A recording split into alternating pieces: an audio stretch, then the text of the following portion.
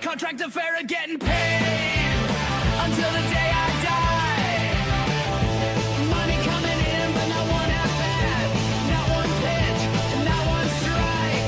Being deferred is where it's at. Deferred.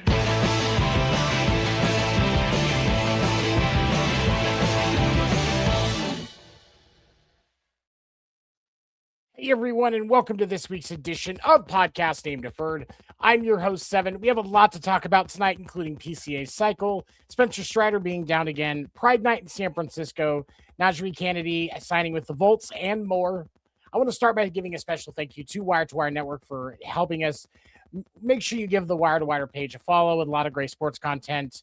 I'm so glad that you're all here with us, and make sure, please, that you comment, share this episode out. We do appreciate your support. Let's get to my amazing panel and bring them in. First, he holds the record for largest number of panties dropped just by saying hello, ladies, the day he was born. We have got Craig Newton with us. Oh, he stepped away. We'll wait. Okay, I'll bring him in with that special intro again in a minute. Oh, there he is. Can you hear us, Craig? You might be muted. Oh, he's trying to figure something out. All right. And additionally, where did it That go? intro does not work for me. It does not work for you.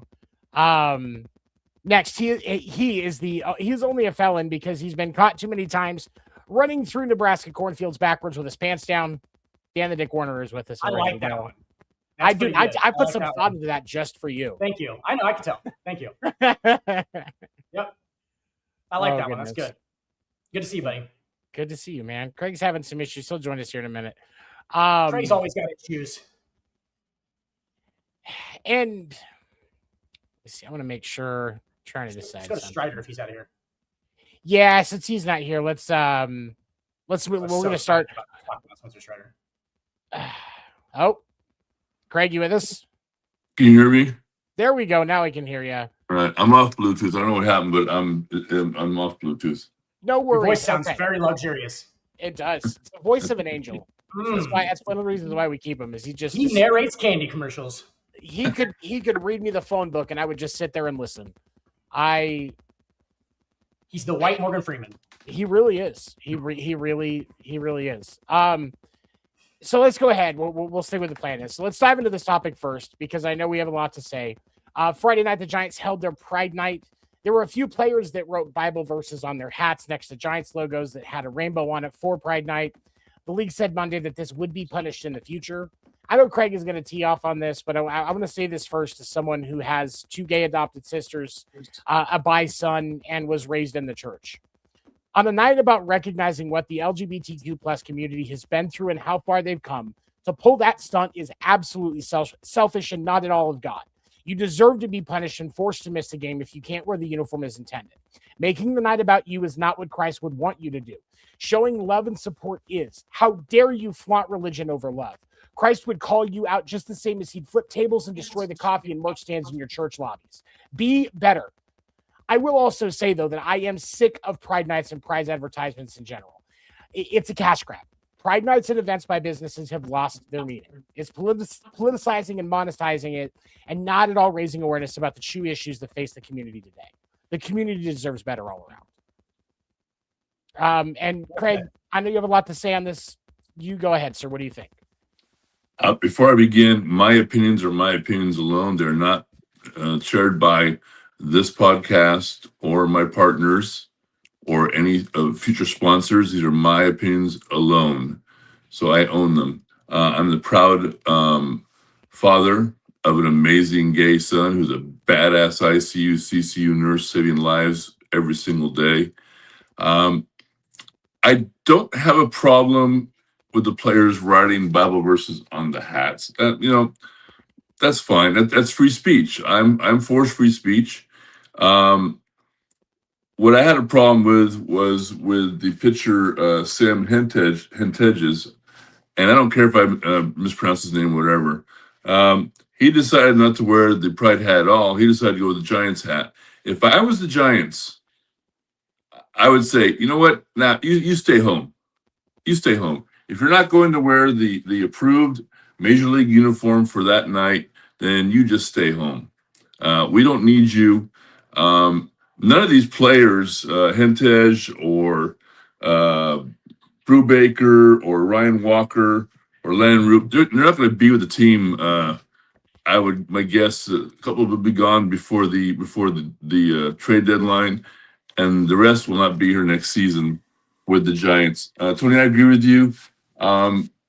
It is no longer holding its meaning that it had before, as far as the members of the gay community that have overcome murder, violence, hate crimes, and all that. It has become a cash grab for sponsors. I totally agree with you with that. The players that chose to wear the Bible verses, again, I have no problem with that. That's free speech. That's what we're all about. We're about free speech. I'm going to divert now to the Honorable Senator Josh Hawley from Missouri, best known for running his little ass off of the Senate floor in fear for his life during the January 6th takeover of fellow Republican Nazis that he totally supports in his party. He sent a letter to Rob Manfred, and if I was Rob Manfred, I would put that in the round file.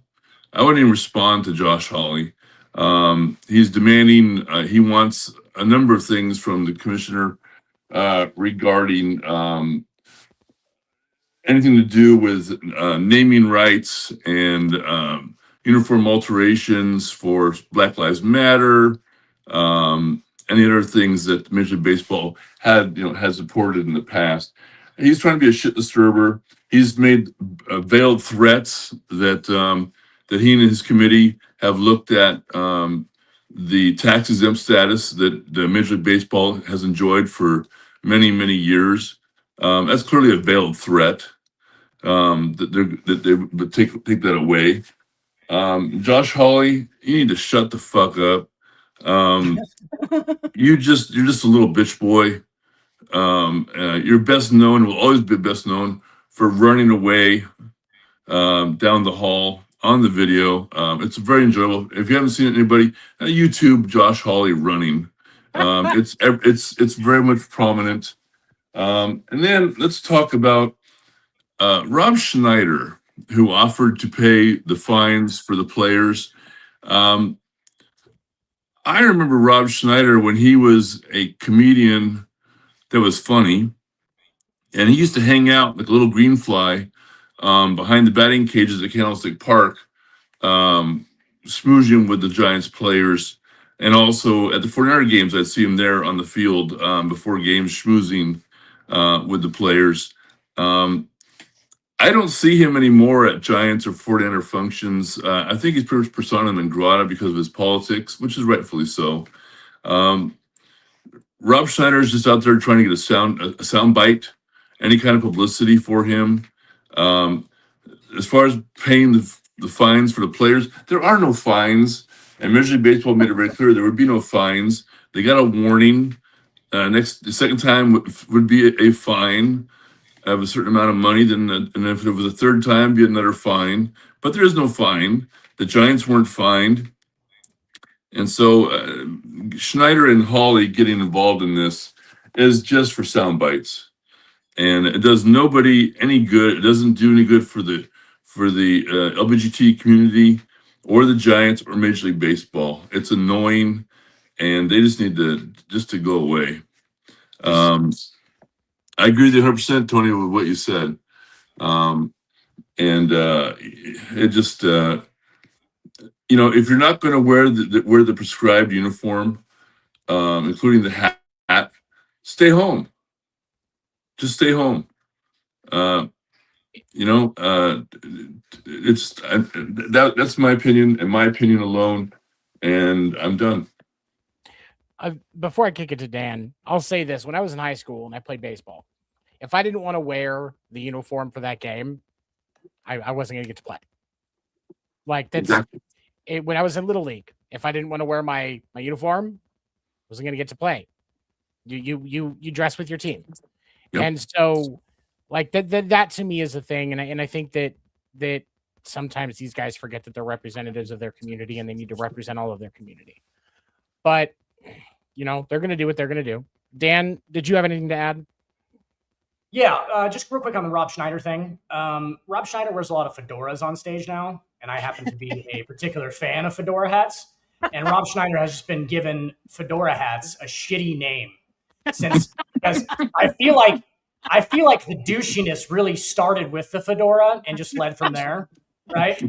And when you are wearing a fedora hat, it sometimes feels like you should make a racial slur, but you shouldn't. Don't let the energy from the fedora negatively affect your mindset is really my view on Rob Schneider. Okay.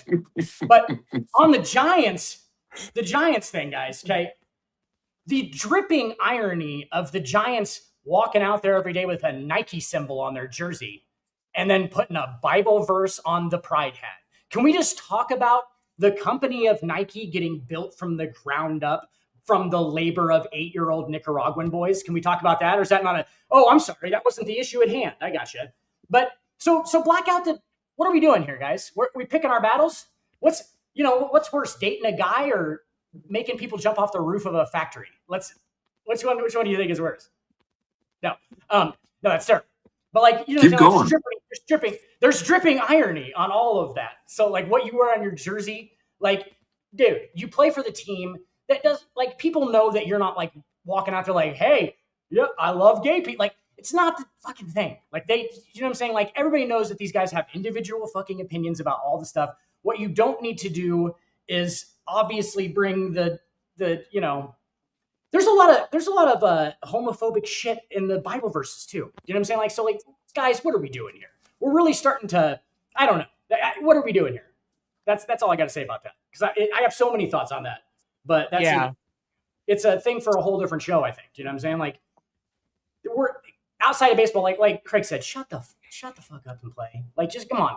Guys, we know that this isn't like, you don't have to like make some outward statement that says like, I don't agree with this at all, because it is making it about you, like Tony said. Okay. So I got a wholehearted agree with you two fellas. You seem like you guys, yeah. Well, like, and my thing is, when we have breast cancer awareness weekend or stand up to cancer events at MLB ballparks, my grandfather had a brain tumor. They're not doing brain cancer. They're doing breast cancer. So should I protest that they're not doing what matters to me? No, it's not about me. It's about awareness for that issue. And that is where I have the biggest problem here, because you can't just kick and choose. You can't just, oh, well, this part's right. Like you talked about, Nike was built on the back of child labor. There's a lot of these major companies, Reebok, Adidas, all of them built on the backs of child labor. But we're going to, instead of talking about that, we're going to let them pay us millions of dollars a year to support their brand. And we're going to get mad because two guys found a loophole and don't have to listen to naggy wives anymore. Like, why are we going to get mad at them for that? Yeah. And Tony, like, that's not even starting on the brands that they wear also on that. Like Crypto.com Arena. Do you guys know the basis of cryptocurrency? Like, what the fuck are we talking about here? Like, do you know what I'm saying? Like, there's so many shady things when you're in such a corporate environment where everything is on TV and all these sports have so much ad money in them now. Bro, you can't agree with everything they're going to slap on your. Do you think the NASCAR guys rep all that shit that's all over their cars? Like, I love Fig Newtons, but this windshield sticker is a hazard, right? Like, they don't. Those guys don't eat. Like, do you think LeBron James drinks Sprite, the soda? Nope, doesn't look like it. Doesn't seem like it. He probably doesn't drink sugared soda at all. Like, you know what I'm saying? But he hardly even takes a drink of it in the commercial because he doesn't want to. You know what I'm saying? So like it was probably actually all just pimping flavored water that they had in there. Like, it wasn't even actual Sprite. There's no way it was. What did Craig and I say right before we got on the show? We will pimp anything. Like, we will pimp anything. We'll pimp anything for some money. Let's stab this bloated pig corpse of a country for what's got left in it. You know, like we're no different. Watch our podcast, buy our fucking shirt, and right. I'm trying to squeeze some money out of this motherfucker. As Tim Dillon would say. There you go. I know you're right. Though. You're 100% correct.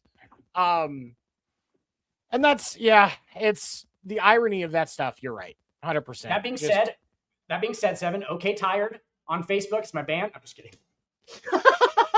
I just started. Hey. Yes. Really quick, Brandon. What's up? I was just on Brandon's show, Sports Nuts, last night, talking some baseball. What up, Brandon? And, Hey, Brandon. Also, we got to talk with the PA announcer for a new for one of the teams in the new Upstart League, the Charlotte Crown, the women's, what's supposed to be almost like a women's G League. I got like 4 teams over on the East Coast. First of all, that guy has that guy truly has the voice of an angel. Like, if Craig was black, that's what his voice sounds like. Who? But he's our age, Dan. So like that was even cooler. But we got to talk with them. It was really cool. But it was a great episode. Definitely check it out. Sports Nuts Podcast on YouTube. Great guys. Ando, you're right. You don't. I don't have one either, Ando. But all right, okay. So the next thing I want to talk about, this one kind of hurts a little bit. Spencer Strider of the Atlanta Braves is down again. Initial reports and anonymous info from within the Braves organization made it seem initially like the pain in his shoulder and elbow were worst case scenario, and his career could be over since he's already had 2 Tommy John surgeries and the internal brace done. They did say Monday that he's down for right now for 4 weeks, and that they will do another MRI at that time to look at the damage then. But as of right now, after the second opinion, they don't believe that TJ again is going to be needed. So Dan, I want to start with you on this one. 2 questions. First, the Braves have paid Strider well, and now he's definitely more of an injury risk, obviously. Do the Braves consider transitioning him to a bullpen role to save his arm? And are the Braves at a point where they regret the deal that they gave him? First of all, like, let's just delve into the kind of health side of this. And obviously this is not my professional medical opinion. But Spencer Strider's lower body kind of turned him into one of those used car flailing arm salesman guys, the blowing things, right? Like, his lower body, what's that guy, Scott, 700 pounds? If they just would have replaced the entire workout scene from Rocky 2 with Spencer Strider's legs, that movie just would have ended after the Russian scene. Like, there's no way. Like, you're going to be like, how strong is his core to keep it attached to those things? You know what I'm saying? Have you ever walked past a horse and it, like, a fly hits its tail and it fucking, and the muscle goes in like spasms? I feel like that's what Spencer Strider's like. I've seen them do it while he's on the mound. They do like and he'll kick. He'll give it a little kick. Yeah. Duh, his elbow's not okay. It's been ragdolled around by those fucking Adonis legs for 28 years. Like, duh. Like, yeah, a little bit too much force, man. This is shades of David Boston, if you know what I'm talking about. That's fair. Right? That's fair. This is shades of David Boston. It really is. Like, this guy's throwing 101. Like, come on, man. Like, there is a level that the human body can go to. When your muscles grow, your tendons and bones do not grow around those muscles. Therefore, the power pulling on those tendons and bones needs to be somewhat in check. You know what I'm saying? Like, somewhat like that. I feel like he's hurting himself from that much power and everything, which obviously, did it work for a while? Yeah, guy was one of the best pitchers in Major League Baseball for a while, right? But sustainability. What's the best ability? Availability. And that's not just in sports. That's in life, dog. Like, he's, you know, like, so I understand he's a shooting star. It's great. His potential was through the roof. You know what I'm saying? Like, people have been telling Tony he's had potential his whole life and it's never done anything. So what, you know, we got to get at some point, Spencer Strider, we got to continue to get results, bud. All right. Either spray tan yourself and go show those things off in a bodybuilding competition, or calm down with the leg workouts and get your elbow right. That would be my advice to Spencer Strider. But I understand, like, I understand I can't throw 101, you know, but like, it sucks because I feel like that mustache in the legs, like I was falling in love, and he's gone so fast from my life. And hopefully he'll be a closer or something, so we can just see him come out and just like, that would be like, Tony, you mentioned that in the text message. You said, like, do you think he should be a reliever? And I was like, that makes sense, because now we got some, like, let's get this guy in some juice, and he comes out there looking like a Clydesdale, right? And he can just go 8th, 9th, dude, two inning saves. He's Jeff Becking it, bro. Like the looking at the kid, like, you know what I'm saying, like that kind of thing. Like, I can see Spencer Strider in that role, because he doesn't have to those 20 pitches. The white Aroldis Chapman, especially with those tree trunks for legs that he's got, for sure. And I love, like, you know, I love Spencer Strider. He's definitely one of my favorite arms in Major League Baseball. So if you put him in that Mason Miller-esque, Aroldis Chapman-esque role when he comes back and he's healthy, honestly, I don't hate it. And the truth is, the pitching in Atlanta wasn't bad while he was gone. So they've got some depth there. Right. Well, so how long now? Like, I feel like he hasn't been relevant for a year and a half at this point. It's been like two almost 3 seasons since really he was sucks. Before he went down, I think, because he struggled after the TJ, between the second TJ and the brace. So really, before his second TJ was truly when he was dominant. At least if I remember correctly, there may have been some time in there between the TJ and the brace that he had some solid time. And again, big fan of his, but right. For me, it's I worry about the longevity and if you're actually going to get the money out of him. So using him for, 6-out saves, using him as a closer, using him as a middle reliever or a setup guy, I think any of those situations, like, especially if you go from, like, imagine you just faced Chris Sale for 3 at-bats, and then you walk out your next time and you've got the Clydesdale himself standing on the mound waiting for you with fire shooting from his nostrils because he knows he only has to throw 30 pitches tonight. So it's going to be straight gas the entire time. And he's had 6 fucking tall boy Red Bulls. He's had 6 tall boy Red Bulls in the bullpen. And he is just, his neck veins are just popping out. And he's just like, yeah, dude, like you're facing a Clydesdale. You don't know if you're batting against him or you're riding him. That's the, like, yeah, that's what I think that's seriously, that's an option. But, like, I also want to, like, look at this just real quick from, like, Spencer Strider's, like, perspective. Like, if we were Spencer Strider, dude, I know why this went wrong. Do you know what I'm saying? Because they gave him all that money.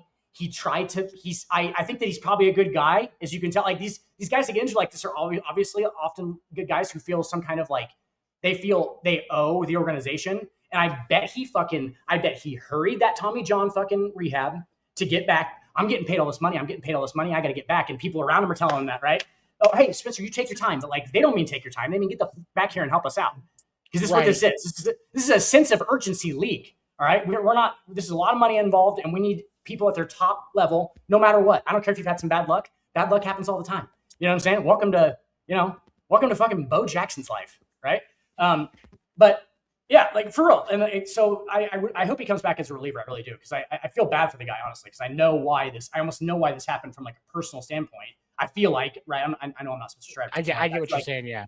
I would have felt immense amounts of pressure, right, from everybody, because you get paid that much money, and they're kind of like, some of the boosters are, hey, Spencer, how you doing there, bud? They're kind of creeping up to him. He's like, I'm fine. Yeah. But, like, you know what I'm saying? Yeah. And Craig, man, what do you think? I agree. I mean, he is too good of a treasure to not protect him. And I mean, he'd be deadly in the bullpen. He would just be deadly. I think it's a win for the Braves, and he gets his career's longevity is intact, and he'll be just a badass out of the bullpen. Miserable to face. He's only 27 years old. Yeah.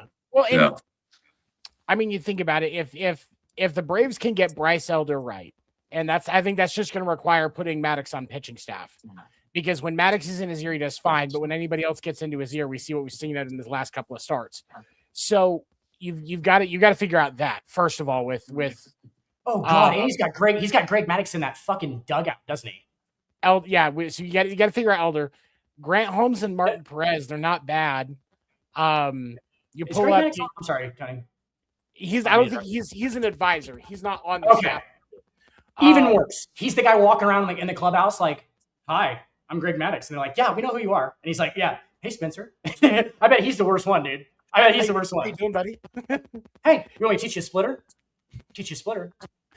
But I think the Braves would be in a good position to transition him to a bullpen role, whether it's, depending on what happens with this season, when you start looking at next season, maybe that's when it happens, just depending on what they end up figuring out after this time where he's down, because they did put him on the 60-day IL. So he's probably not going to be back until the playoffs at this rate, if everything goes the way it's supposed to. Hey, Tony, he's still a bargain, by the way. I thought that deal that he got was huge. He got 6 years, $75 million. That's really not bad. Okay, nothing, dude. He's scheduled to get paid. He has a $22 million club option in 2029. So that'll be the highest part of that whole contract. So that's still, there's relievers getting paid more than $22 million right now. Yep. Right? Yeah. Yep. Right. Yeah, so at that price though, if you're the Braves, you can ride that out. Yeah, and they did that in 2000. They did that in 2022. So they signed it right before he got real good, and so the Braves played that very well. So I thought his deal was huge.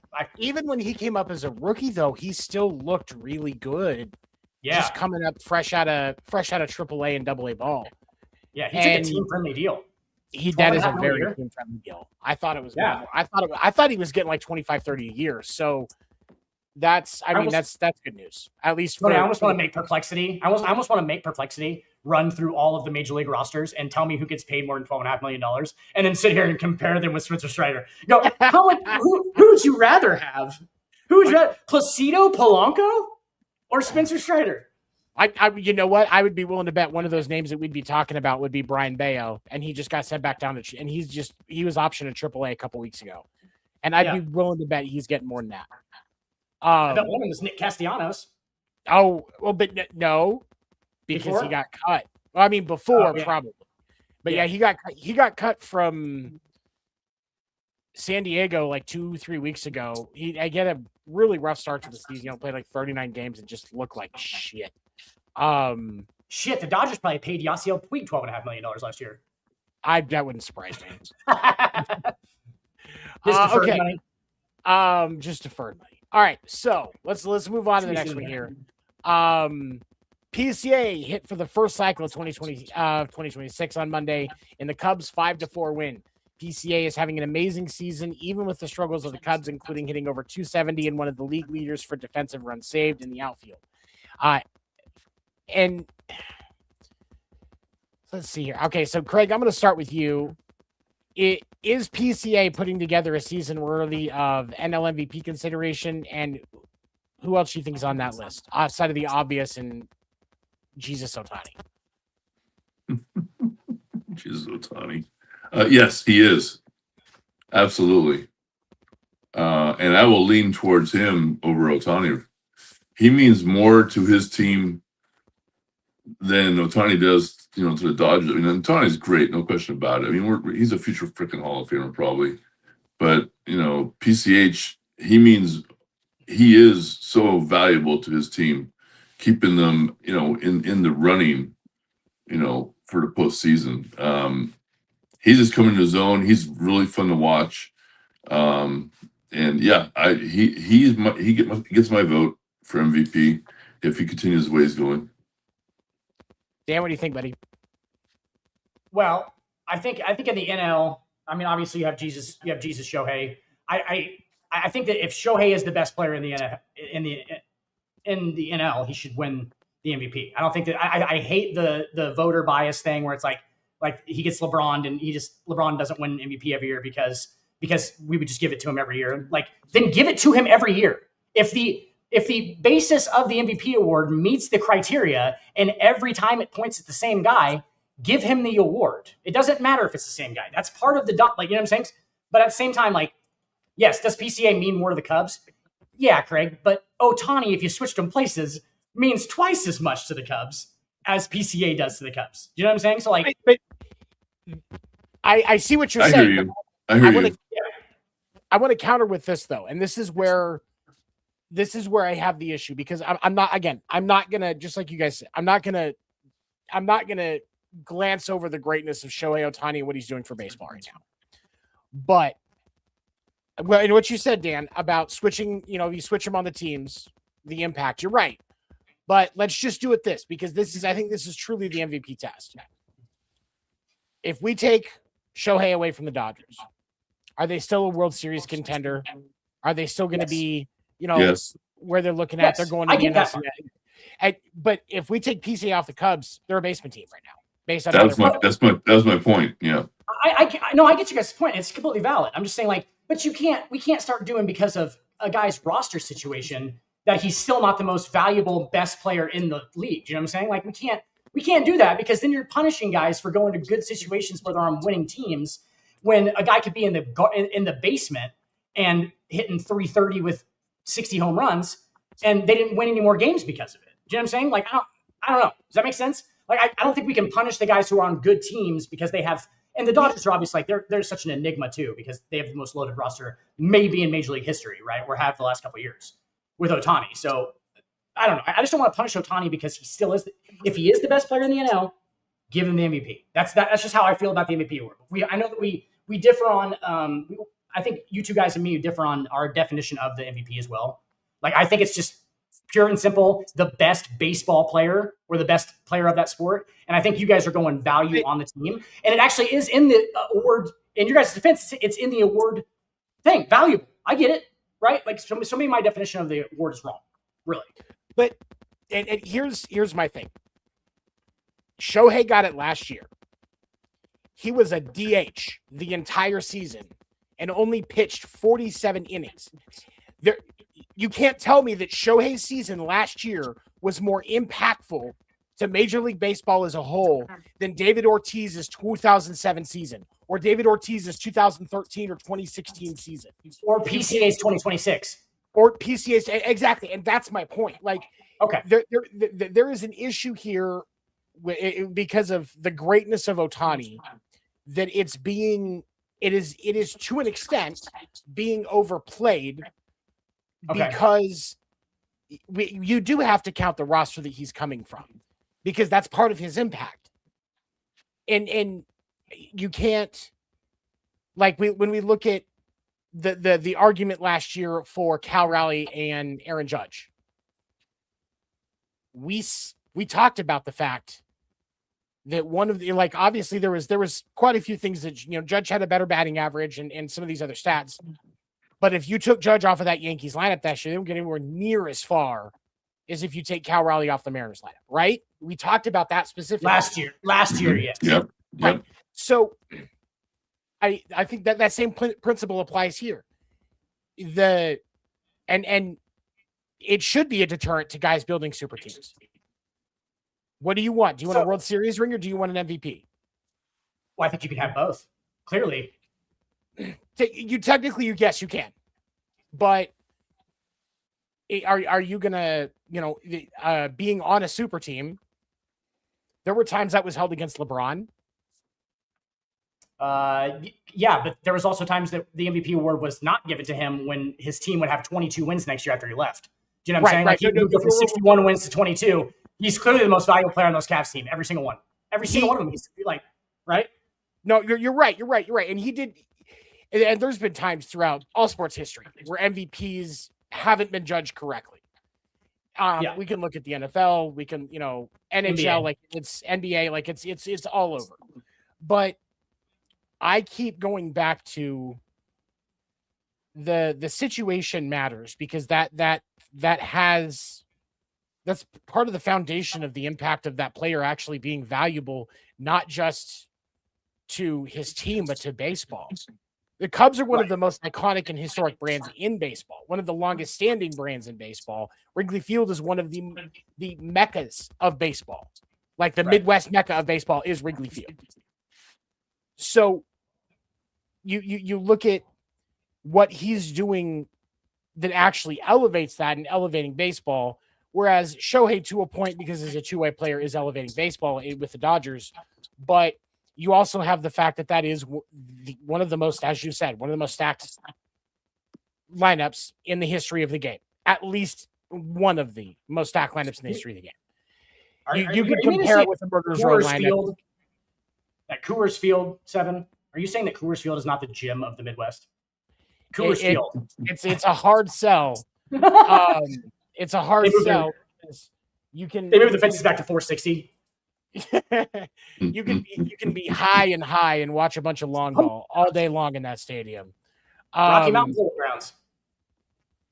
But yeah, I understand why everything leans towards Shohei, but I disagree with it based on how my understanding of the definition of the word, and I think that there needs to be more of a concrete definition so that there's the voting is more consistent. Last thing I have on the issue. Go ahead. No, go ahead. Last thing I have on the issue. It's kind of I get what you're saying about Shohei. It's the unicorn policy. Like, say we just bred horses and we were watching all these beautiful horses run through our prairies and we raised them and everything, right? And then there's one that's white and sparkly and has a horn in the middle of its head. Who's going to be the kid's favorite horse, do you think? Just take a guess from the black and the brown normal ones, and then there's the sparkly one with the horn in the middle of its head. What do you think is going to be the kid's favorite one? And most of the adults' favorite one? The unicorn is going to be everybody's favorite. So I think that's the Shohei effect. No, you're right. Because they're like, what? What he does? What? He's a starting pitcher and he bats left-handed, power, average, steals bases. What?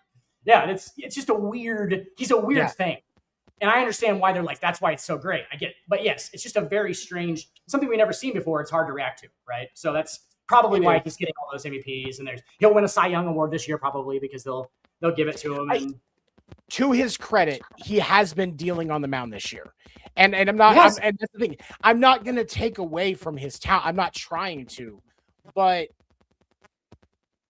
and even counting the fact that you essentially get an extra roster slot for having Shohei, which is crazy, which is a huge, and especially on an already stacked team like the Dodgers, like that impact. You're like, every team would lop off their left nut to have access to that kind of benefit. A two-way player that hits for average, that can go long, that can go 6 innings when he gets onto the bump and throws close to a bill. Every team would scramble to have that player. That's why when Shohei was getting out of the Angels, every team lined up. Yeah. Some knew they didn't have a shot, but probably 90% of the league. Right. But every team still made their pitch to Shohei because that's an unreal impact. How much did you buy a unicorn for? Exactly. A real life unicorn. How much did you buy one for? Yep. It's a difficult thing, but I still think that PCA's impact for the Cubs is heavier than Shohei's impact on the Dodgers. Yep. I think it is too. All right. So next one, I was hoping Erika was going to be here. It looks like she's having some issues, can't make it tonight. NiJaree Canady has signed her rookie deal and is now with her team, the Texas Volts, in the AUSL. She is already a huge face in softball with how well she pitched in college.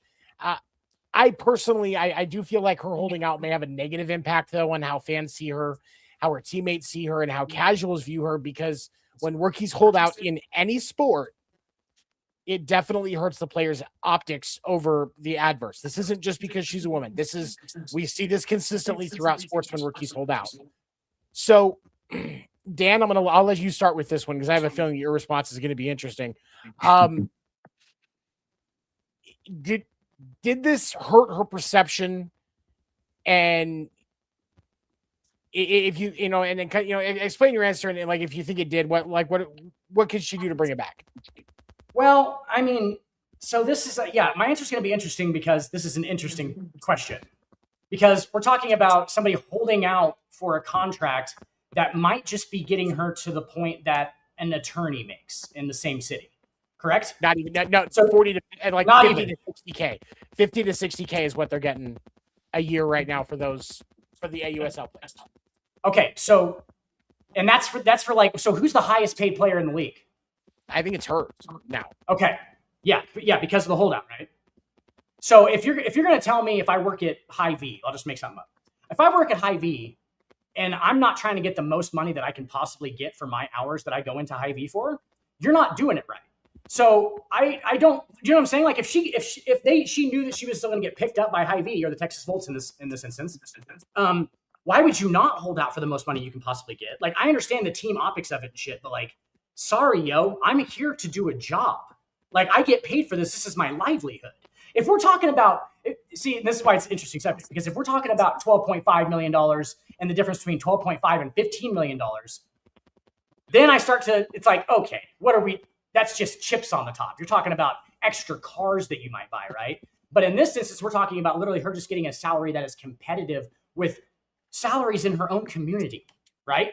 So I guess that's what kind of gets it for me. She's like, she has a normal paying person's job.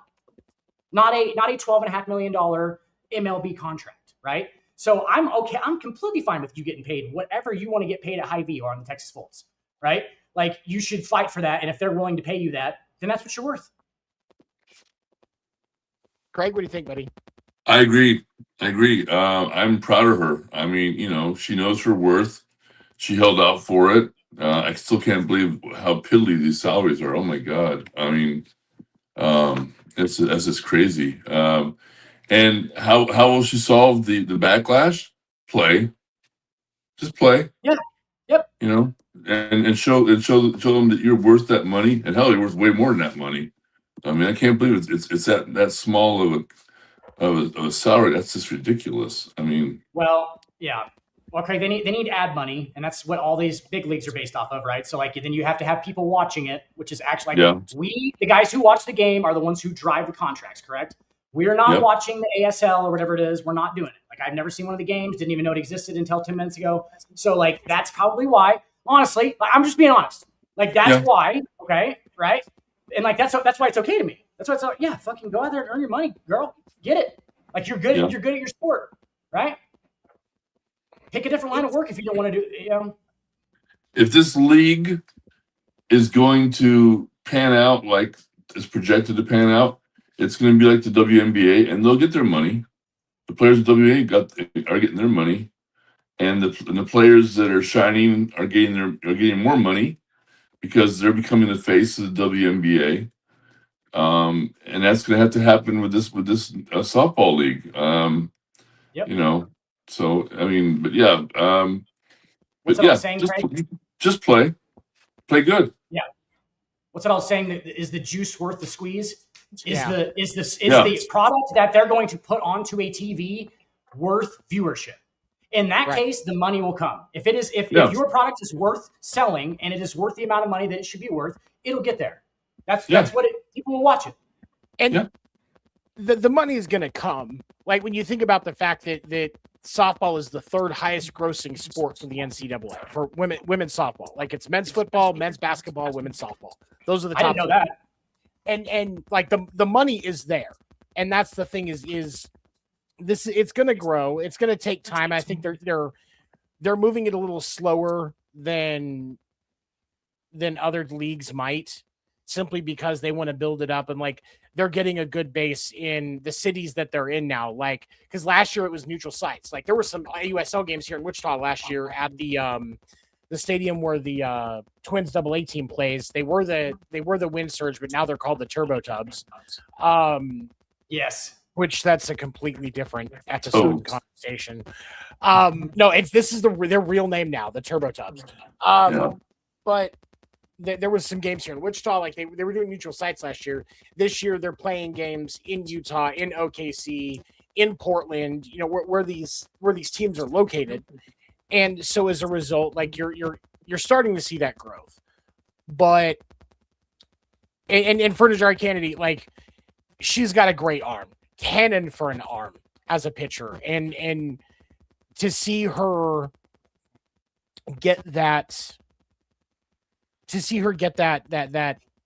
W as far as the money is concerned, like, yeah, like we're talking about salaries of 50 to 60 grand a year here for these women. I bet like, she throws a nasty rise ball. She's rise ball. You know how hard that'd be to hit? It's Fucking those comes balls up from the ground. and it's coming at like 70 miles an hour, 70, 80 miles an hour. And it's like wiffle ball and upward. Right. Yeah. Away It- from the bat plane. And you've got to Nasty. try and get it to angle out so you can send it. And she's talented. I'm not, and that's why I'm not going to begrudge her of any of that. But at the same time, she got to get some results. Like, Dude, I've Texas watched like some loves their really, sports. I've watched like some really good high school. I used to umpire high school softball games, and I've watched like some really good pitchers, right? Dude, and being behind the plate for these chicks, like, you want to talk about hearing the fucking laces on a ball, dude? These Yup. things are fucking spinning, bro. They are spinning. They're whistle almost. Like, it's like a whistle to them. You're like, Jesus, wiffle ball. Like, this is crazy. Like, and yeah, when they come in there, it's like, I don't know if I'm hitting that, especially with a bat shaped like a banana and shit. Like, not happening. I've seen different, because like I follow a lot of like softball and baseball player content creators and stuff like that, and I've seen multiple videos where MLB, like, and guys that play in the like triple and double A will step in the box against an AUSL or a Softball high level college pitcher, and with a metal bat, will let them have a metal bat like they get in softball, Yeah. and they're still striking out or getting No. infield infield ground balls. Like, it's hard. There was a but it is- sports science over it. Jenny It's- Finch yeah. did a sports science on it, and they that bring in some I AAA remember guys, that episode. dude. And they obviously they wire up the ball and all that shit, and they show like spin rates and stuff. It's just as nasty. I'll tell you that much right now. It's from a batter's perspective, it's just as nasty as a male pitch is. Just as nasty. Because And, like, because of like a lot of the trajectory and stuff, obviously too. But their mound is a little closer, if I remember correctly, as well. it's a lot closer. It's a lot closer. So that adds to it, because like it translates. It really does. And like and just, it's good that she's there, though. It's good for the game. And I'm hoping, I'm actually trying to get media credentials for the next round of games that are going to be down in Oklahoma City for the Spark, because I want to see. I think I'm going to go to a couple games regardless. But if I can get media credentials so I can get some interviews for the show, like that would just be perfect. Might be a long shot. All right. So before we wrap up, I wanted to kind of go with a little bit of a more lighter subject. And like this weekend, we got Father's Day, and dads, catching a baseball game. The one of the few movies that'll make most men cry at the end of Field of Dreams. Hey, Dad, you want to have a catch? Like that'll make most grown men cry. Like at least a tear is going to come down because of the connection with that thought there with dads in baseball. I tried to stand next to a cornfield and get my dad to come out of it and play catch with me, and it never happened. It I never still do happened. it sometimes. I'll just stand there. I just throw a baseball into the corn, and nobody ever throws it back. And I'm like, So I'm still trying. Hey, I can dream. It's my just dad's the great, question but is, can you go visit him at his? I think my dad just sucked at baseball, dude. I think he just sucked at baseball for real. Like I know he sucked at baseball. He was like, "Fuck that." He saw me throw when I was 12. He was like, "Fuck that, I'm out of here." So like that thing's all over the place. Craig, I'll start with you. Like, did your dad have an impact on your interest in baseball? And like, what was that connection like you and your dad in baseball? Yeah, my dad's passed a couple years ago, but my very first baseball memory was my dad. God bless him. He was a big Yankees fan, but he took me to A's games. But he took me to Giants games also, only because he knew I loved the Giants and I was a National League fan. He was not. He was a Yankees fan, but he'd take me because he loved me. But the very first baseball game that I went to, guys, was Mickey Mantle's last baseball game in Oakland. Oh boy! And I had my 1967 baseball Yankees card, all folded up, nice and neat. And my dad let me wear his binoculars, and I watched Mickey Mantle limping around first base at the Oakland Coliseum. And I'd look at him. I looked down at my wrinkled baseball card, and looked back at Mickey Mantle, and it made a lasting impression on me. Wow. That started my desire to write about baseball, even as a little kid. And then to fulfill a dream of, covering baseball for almost, 14 years professionally, and then NFL. my dad lit that fire for me, so I'll always be grateful for him for that. And the best memory I have of my dad is I got to return the favor for him. I took him to, unfortunately, they got slaughtered by the Reds, but I took him to the World Series game in Oakland when the A's were in against the Reds. I introduced him to the front office people that I knew with the A's. Um, he had a blast. He really enjoyed it. I could tell he was proud of me. It was a really, really good memory. So yeah, my dad definitely had a huge impact on me. For baseball, no question about it. Craig, the symbolism too behind the Mantle card just being all Yeah. beat up, and Yeah. rough, and like that was the end of like an era. Like you were like, that's like the end of like this card is in the same condition as that guy standing up first. Like it really is, dude. That's the crazy part. Like hey, and that new minted card at the beginning of it, you knew you're like, when it was a mint, dude. When it was a mint, when it was not a 1, it was a yeah. I prefer to say it was much loved. Now as an adult, I wish I had that card. It's worth like $3,000 now in mint condition. Yeah. But hey, you live and learn. Craig, we sent it in a PSA and they give it a 0.5. It's an NM 0.5, and we're like, all right, that seems rough. Thanks, assholes. Yeah. Every score's at corner edges 0.5. Yeah. So yeah, that's my memory. That's my memory. The fucked up part is that would make that card more valuable, Craig. That's the weirdest part. It would make that card extra valuable because there's a 0.5. Yeah. That's awesome. What about you? I know you wanted to keep this real quick. I know you wanted to keep this light, but I'm going to go a little dark here. My buddy Scott Burnett that recently just died of a heart attack.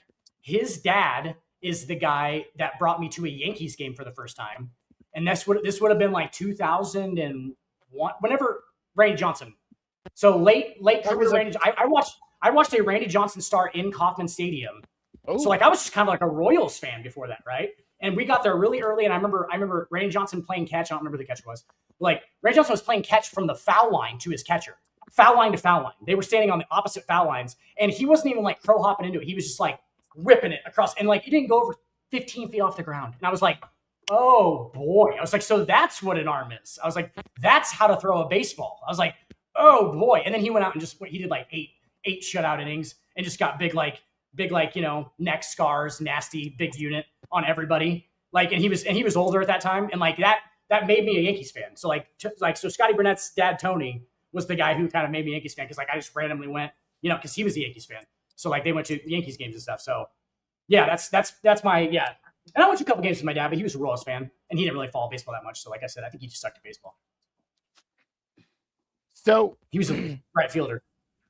I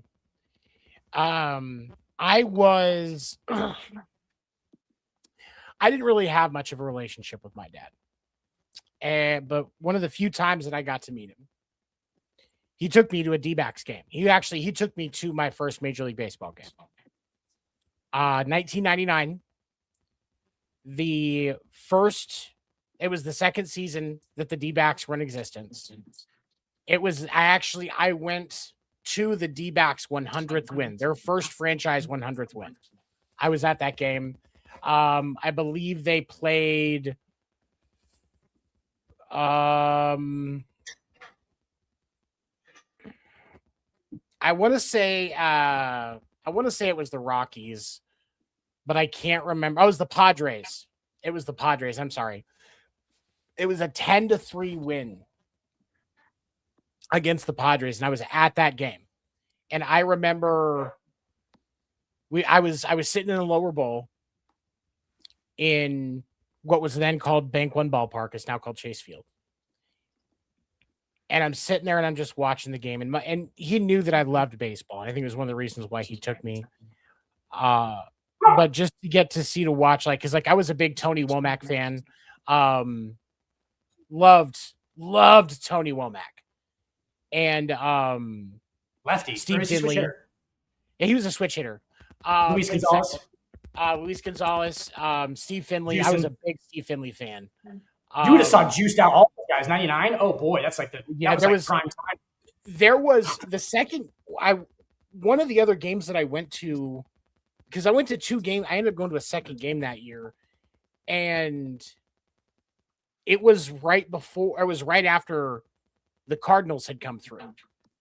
And there was still damage on the scoreboard from Mark McGwire hitting nukes during batting practice. He was peppering that scoreboard that was out there at the time. And it was, I just remember getting to be in that experience. That was when I fell in love with the game, and that was when I decided I wanted to play it at some point. And just to know that, well, I don't have a lot of positive memories of my dad. One of them was at that game early too. Time. No, we stayed and watched because they did a thing. They did a thing at the end of the game where, by the way, fuck you, Dan. We I love how you wanted to brighten up the show at the end of this. Have us talk about our dads. Come on. What did you think it was going to get brighter in here, Tony? I was hoping. I was awesome. You think we were all going to be like, yeah, it was all awesome when we were younger, Tony. It was. God, I was damn. hoping. I'm going to go drink now after this. Thank you. I appreciate it. But the show just got darker at the end somehow. It was a great experience, and it made me fall in love with the game. And it sucks that I didn't get to see the Red Sox for the first time live until about a month ago. And I've been a Red Sox fan even since before that moment. But next time switch us talking about gay people and our dads around. Yeah, you can be on a positive note. Yeah, well, here we go. Because it means happy, like gay means happy. I don't know if you knew that. Right. In your journalistic brilliance, you didn't figure that one out, did you? When you sent that text message. God damn. Let's just fucking. Come on, Tony. You want to talk about our dads? Let's keep going. So we're going to go ahead and wrap up. I appreciate my co-hosts, Dan the Dick Warner and Craig, always by my side. I appreciate you guys. We want to give a special thank you to Wide Wire Sports Network for having us. Make sure you check out Wide Wire Sports page on Facebook and YouTube. Lots of great content hosted by individuals that want to share their experience with you. You can catch us back here next week, 10 p.m. Eastern. You can listen to this episode tomorrow morning on Spotify if you're the podcasting listening type. And we'll be back with you next week right here on Podcast Name Deferred. Have a good night, everybody. I'm going to go drink some PBR now, Tony.